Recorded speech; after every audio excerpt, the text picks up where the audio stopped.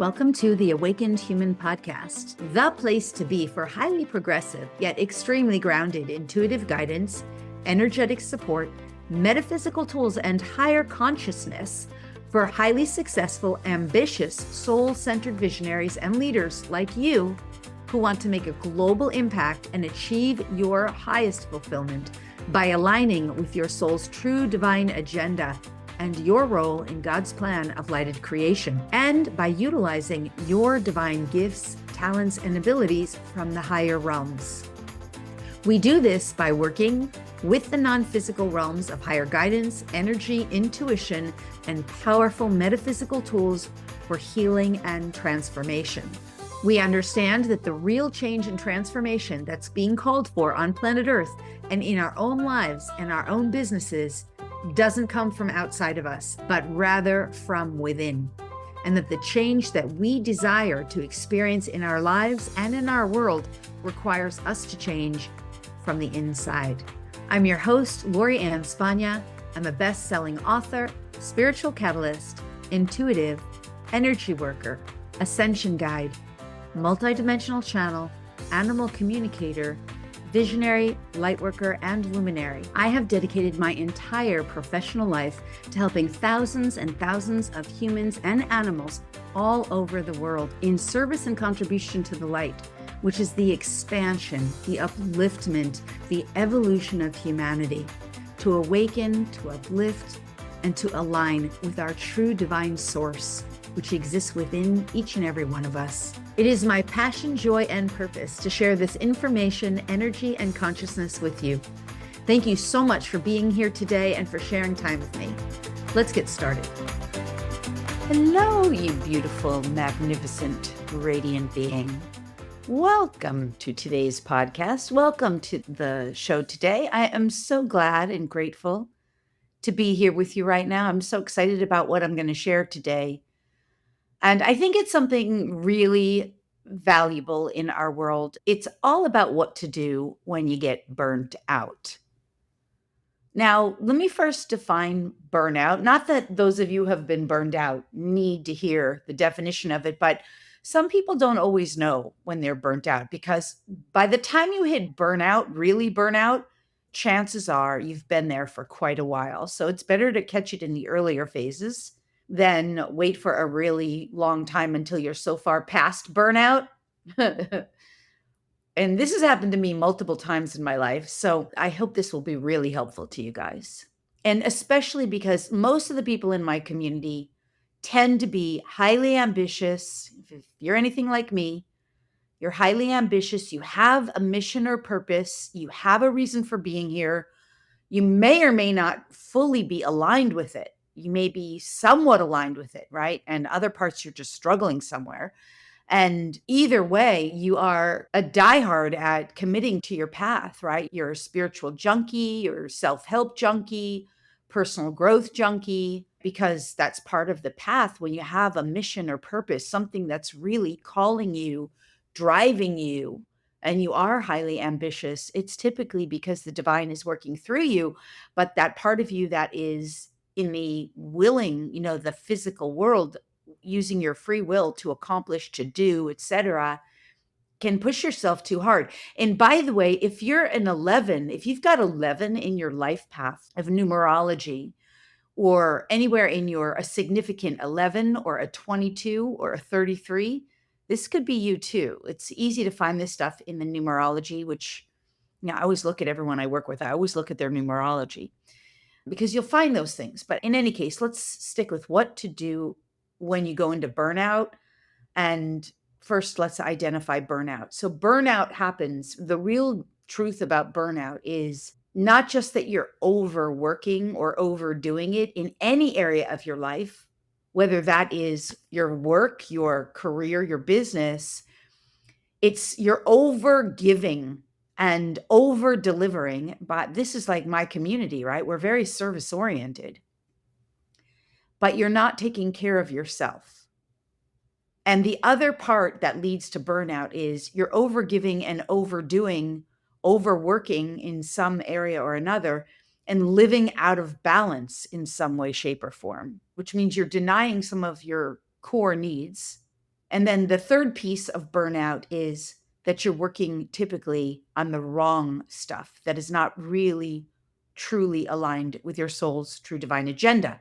So, and a lot of people don't necessarily know what their soul's true divine agenda is, but it's going to have something to do with your greatest passion and what you're working on in life, where your highest fulfillment is, where you're most fulfilled, right?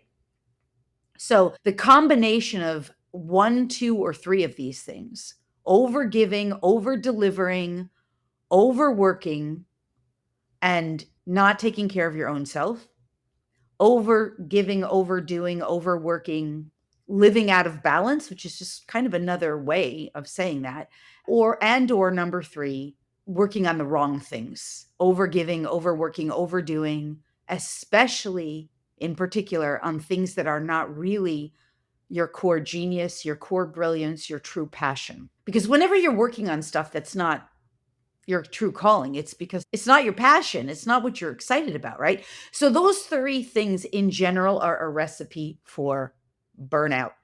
Now, not only are they a recipe for burnout, but they're pretty much a recipe for failure. And it doesn't mean that you're a failure and it's not your fault. It's not that you're doing something wrong or bad. It's that our society has taught us for so long, has conditioned us to work to such an extreme. I mean, the slave driver programming is rampant and it runs in all of us because there is not a human on earth, there really isn't, who is not somehow wired into slave driver.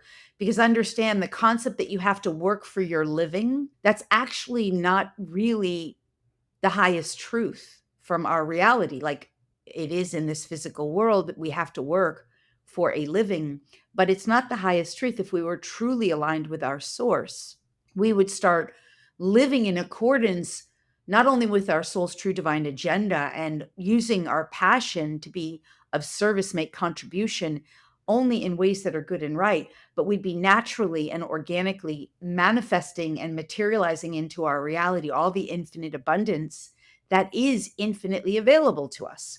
But that's not how humanity is living. We're living in this society that demands and commands us to make money. So we make all kinds of compromises, sacrifices, and overworking. And most humans are working for money. So their idea that they have to work for money rather than for their source, which, by the way, if you didn't listen to the podcast episode on the secret energy of money, please do go back to that.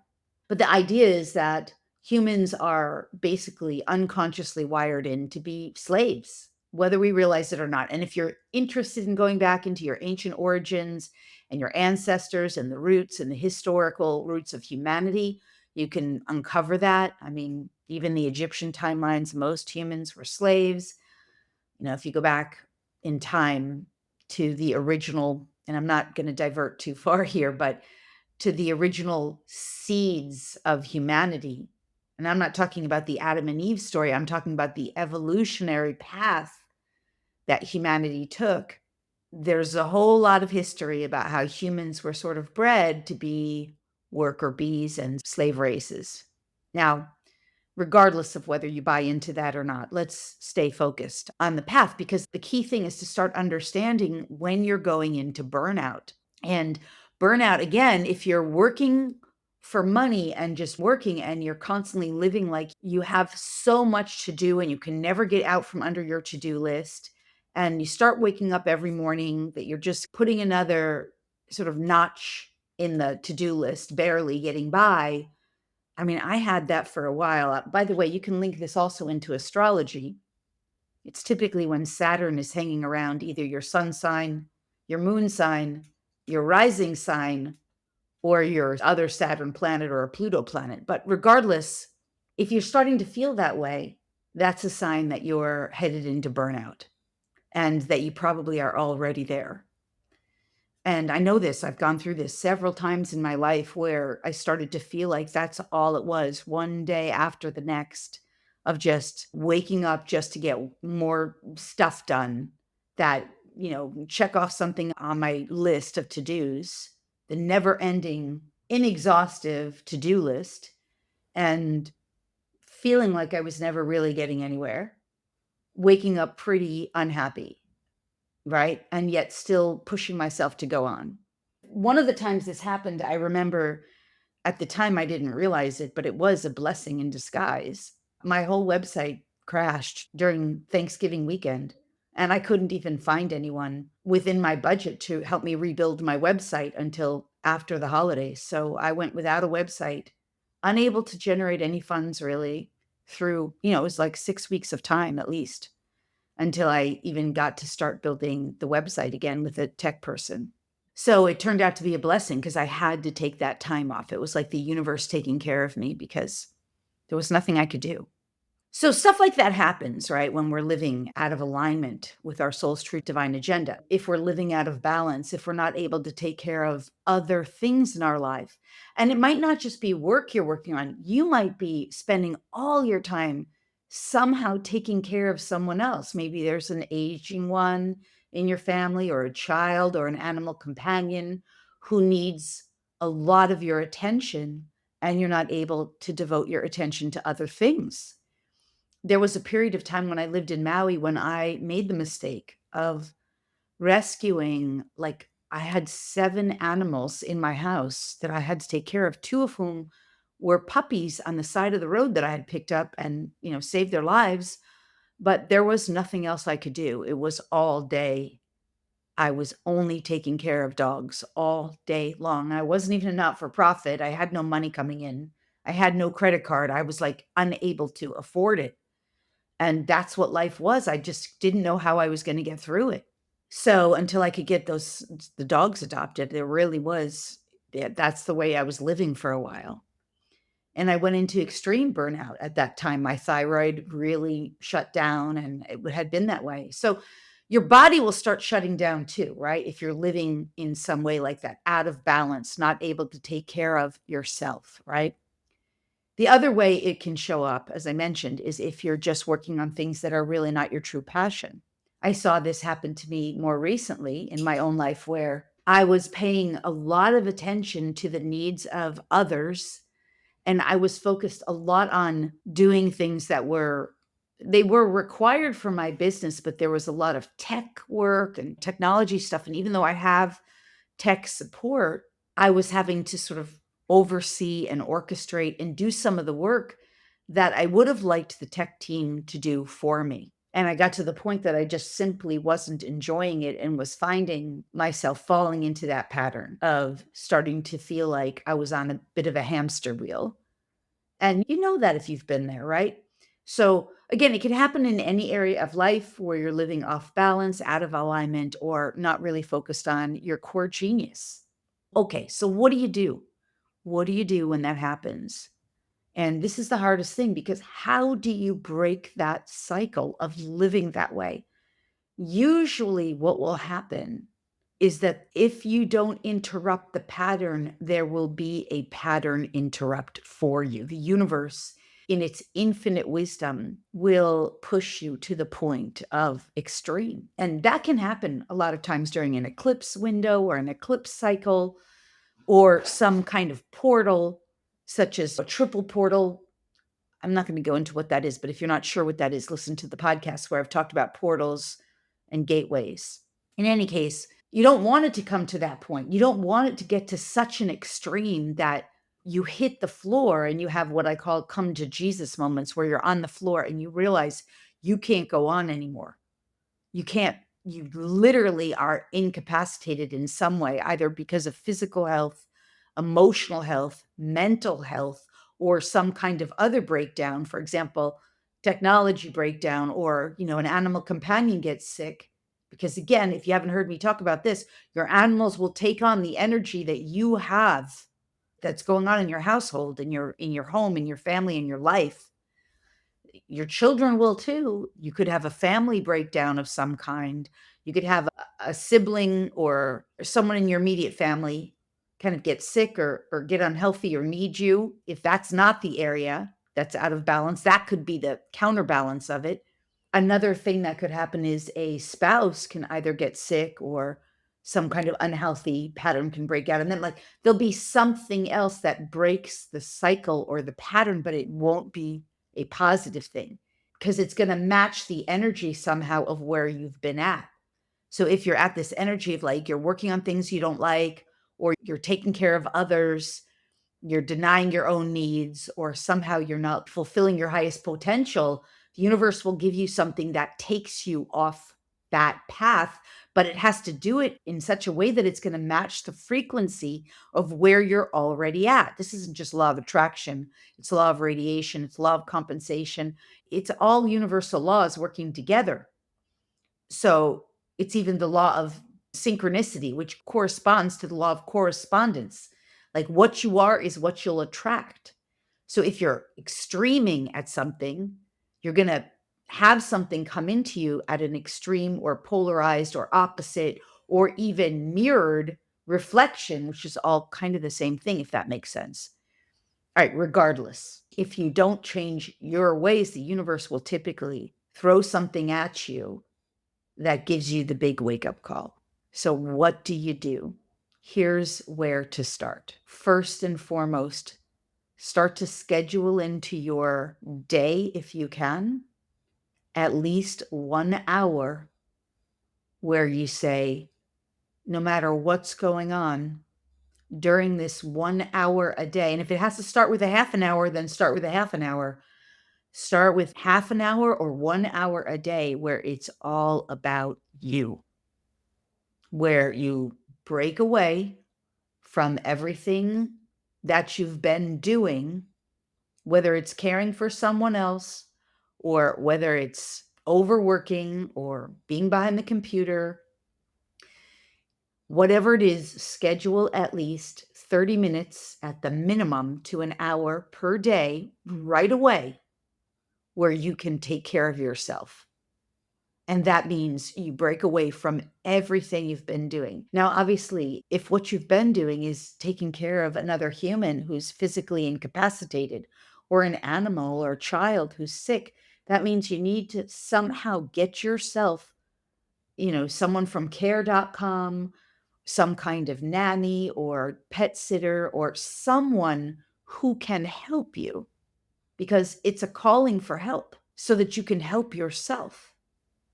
You can't take care of everyone else all the time.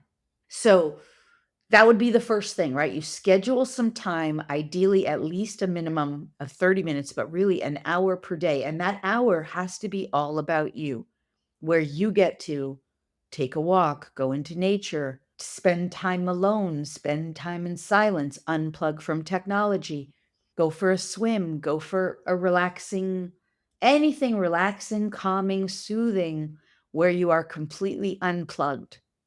Not even necessarily ideally listening to anything, getting used to the sound of silence. Maybe it's letting the sun come onto your face or letting the wind breeze through your hair through a nice brisk walk. I mean, it's fine if you want to bring your animal companion for a walk, if that's soothing for you, but it's got to be a kind of self care where you're completely unplugged and it's just you somehow retreating and taking care of you in a way that feels good and is nourishing for you. That is the first thing. And then the second thing you have to do immediately is put in a day a week, 1 day a week. Now, if you can't manage a whole day, then an evening or afternoon where you have extra time to do something fun. This has to be fun for you. It has to be enjoyable for you. Why? Because when you go into burnout, it's oftentimes, as I said, it's because you've stopped enjoying. You have not been doing your core genius, your brilliance, your passion. And you have to do as quick as you can. You have to start incorporating joy and enjoyment back into your life. So this isn't just about unplugging and taking some self-care time. This is actually about bringing in joy and pleasure. And usually you need more than just an hour for that. You need an afternoon or an evening or a whole day every week. And maybe for you, it might be doing some kind of hobby. And it has to be relatively brainless, right? It can't be, oh, I have to research how to, buy a boat if that's your joy, right? To have a boat. It has to be something that's really joy based. So, and requires a minimal amount of effort. So, it might be some kind of craft or hobby. Maybe it's going to a movie and sitting in a movie theater. Maybe it's going for a massage. But even that is like sort of self care. You really want it to be something that you are positively uplifted by because it's enjoyable. Maybe it's some kind of artwork or some kind of, I mean, I remember in days when that would happen to me, I would be like, I've got to get to some kind of amusement park. When I was younger and I would go home for holidays and visit my family, or even in between difficult weeks when I was working in corporate America, I'd go home on the weekends. My family's house is near an amusement park, and I used to, like, go to the amusement park and be like, "I don't care, I'm just gonna ride a couple of rides." I just pay for a day ticket or an afternoon ticket and ride a couple of rides by myself. It really made me laugh and happy. Now, for many years, I've been living in Florida, and one of the things that has always made me happy is just swimming and boating, going on boat rides, and I know that for me is a really easy thing. I call this your go-tos. So I want to talk about the go-tos because in addition to scheduling time for actual enjoyment and fun, you need to know what your go-tos are. And you should have at least 3 go-tos to get you out of burnout. And these should be in your calendar on a regular basis. But or just in your mind at least, let me talk about what the go-tos are. A go-to is anything that you can go to relieve any form of stress, tension, or anxiety, or overwhelm without any effort at all. So, a go to can be a yoga class, a meditation class, a Reiki circle, swimming in a swimming pool or anywhere that feels right for you, any form of nature, time in nature, especially if you're going to be barefooted, because there's all kinds of science about grounding, grounding and earthing. 5 to 10 minutes barefoot and then the earth, grounding or earthing actually makes your blood healthier under a microscope. 5 to 10 minutes, that's all. For me, it's been going to the beach. That's one of them. For you, it might be it might be a bath, especially with like sea salt and or essential oils, organic essential oils. So what am I saying? A go-to is something that you can do without any thought, without any effort. You don't need anybody else for it. You can do it almost instantaneously, and it's going to restore you to some sort of balance. So I named a few. A dance, circle, like if you are familiar with sacred dance, 5 rhythms, sweat your prayers, you can Google those names and you should be able to find something, especially if you're in a city. They're all over the world now, but they're not everywhere if you're in a remote area, but those are great. Any kind of dance or movement circle where you can just move your body in a healthy way that feels right for you. So you decide what your go-tos are, but the objective of the go-to is to know what they are so that the moment you start to go into any form of stress or anxiety or overwhelm, you can immediately go to a go-to without having to think twice.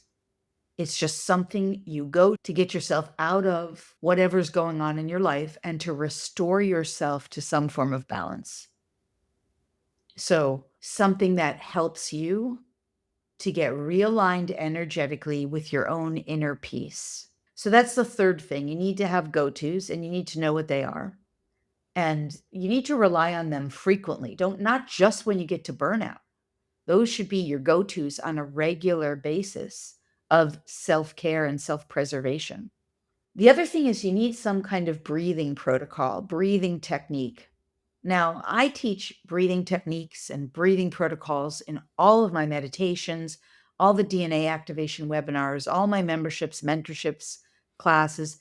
But you need to have some kind of breathing technique because when you oxygenate the body with breath, your body naturally starts to get the message through the oxygenation process that it's safe because you're not breathing just shallow breaths, which most people they don't even know how to breathe. They're almost always breathing in their upper chest cavity rather than breathing from a place of their lower extremity all the way down into their belly, their lower energy centers.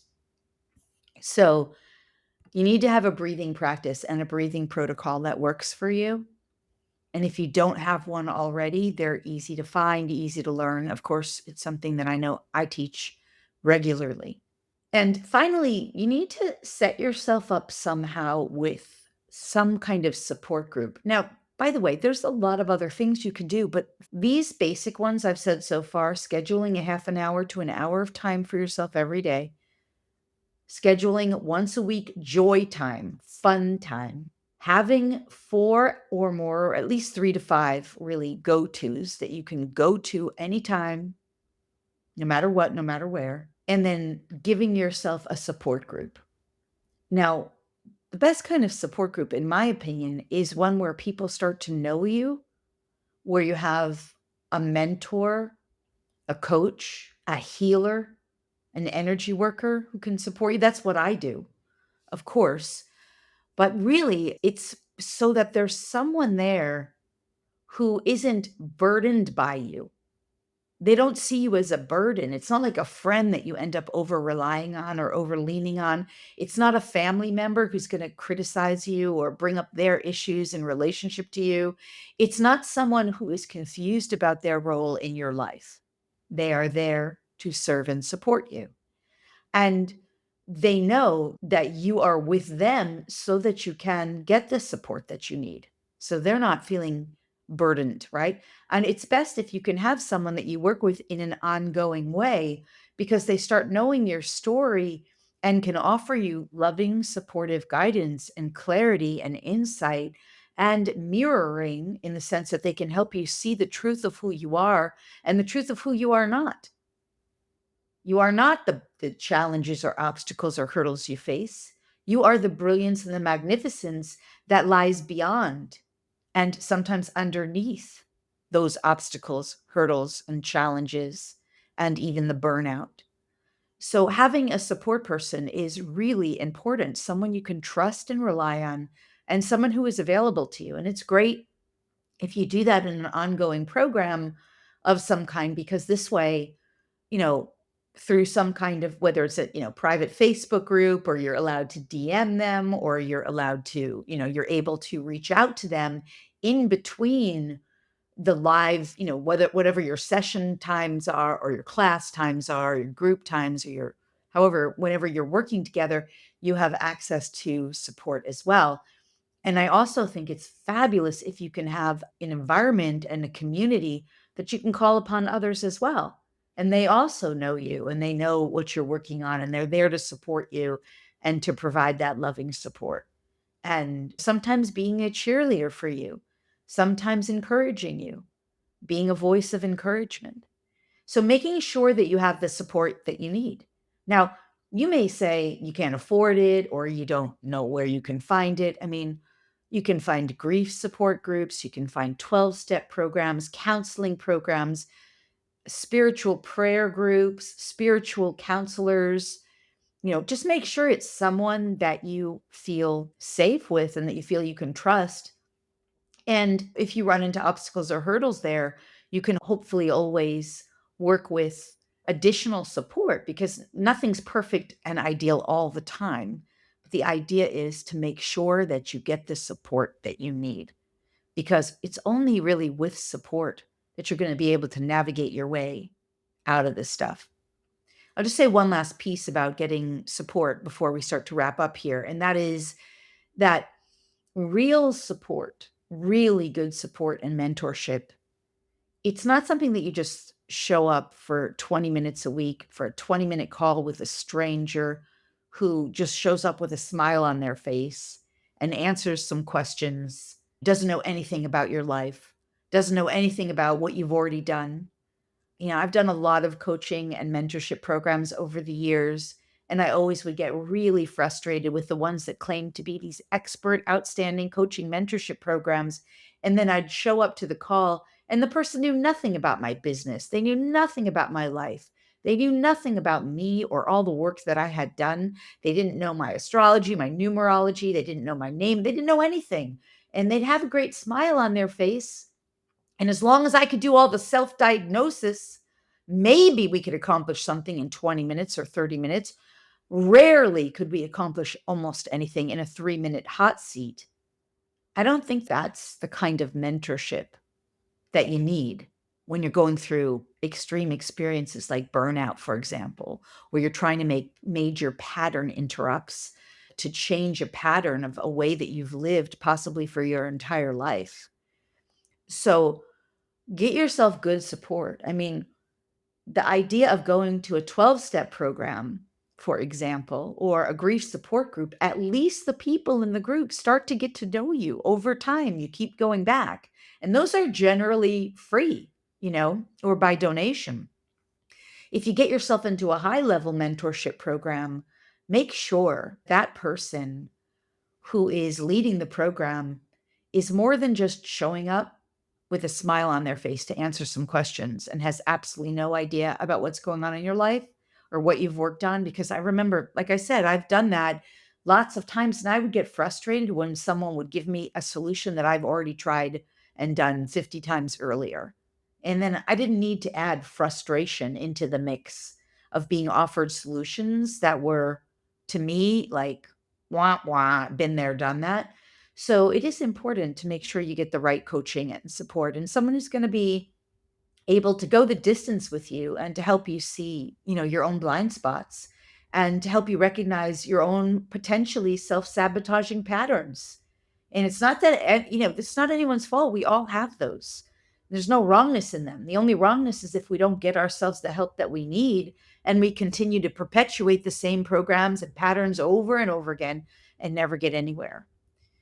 So I hope this has been helpful for you. I hope that this gives you some insight about how to get yourself out of the energy of burnout, the very early signs of number one, recognizing it, recognizing what it is, and how you can identify it in your own life. That whole hum, same thing every day, not really being excited about life, not feeling your passion or your joy, feeling like you've been giving, giving, giving, doing, and usually not a whole lot of payoff coming through it, being on that hamster wheel, being just not too excited about life in general. And then hopefully this podcast will help you to catch it before you get to some kind of extreme big stop from the universe saying, hey, take a step back and take a look. So the steps that I offer, just as a recap, and I'll have my podcast support person put them in the captions below. But number one, please schedule some time for yourself and only you as quickly as possible. Number two, schedule a day or at least an afternoon or evening of fun time, play time. Number three, have your go-tos. Know what your go-tos are so that at any moment you can have a go-to whenever you need a refresher to take care of yourself. Number four, get yourself some loving support. And, I'll just add one more on here, by the way. If you don't already know or haven't already, get in some kind of like self love, self care, self nurturing group specifically designed for that. That's a class that I've been teaching for many years. It's inside of the Sacred Mentorship. I can't advocate it enough. Self-love, self-care, self-nurturing is so important. Now, if you're like me and you're a self-help junkie, self-growth junkie, personal development junkie, maybe you've done a lot of that, but as far as I'm concerned, there's almost never that's too much. But that's what us junkies, self-help junkies are all about, right? So get yourself in some kind of group surrounding that does recognize how important that is, and you can definitely take a class on it if you haven't done that. That's another thing that you could add, but do the other things first. All right, I hope this has been helpful to you. I know that burnout is never fun, and you don't typically recognize it until it's too late. Please let this serve you. If it does serve you, please share it, like it, give some comments, give a review. I'd love that. And in the meantime, I'm going to sign off for now, and I'm sending you your most benevolent best. I'm wishing you, as always, your most benevolent best. Until next time, farewell for now. Okay, bye-bye. Thanks so much for listening today. If you loved the show and if you benefited in any way, if it helped you to up-level or expand your consciousness, if you gained any new insights or ideas, if it made you think or become more aware, or if there were some strategies or intuition that you may have benefited from in any way, would you please do me 2 easy and simple favors? First, if you would be willing to leave a review, it would mean the world to me. I'd be so grateful. And second, if you're willing to share this show with anyone else who would benefit, you can either post it on your social media or just email it to someone and share it with another person or any other people. It would be so awesome. This kind of thing is so helpful in expanding consciousness on the planet and helping others to benefit from this kind of teaching, which just simply isn't generally readily available in the mainstream. So sharing it really helps others benefit and helps our planet evolve and awaken. Plus, expressing gratitude and generosity in this way will also expand your capacity to give and receive even more. Either way, I just want to say thank you so much for being here and for participating and for sharing, and overall, just for being the magnificent, the spectacular, the brilliant, the fabulous, the wonderful you that you truly are, and for allowing yourself to be the very best version of you today and every day. All my love and gratitude to you.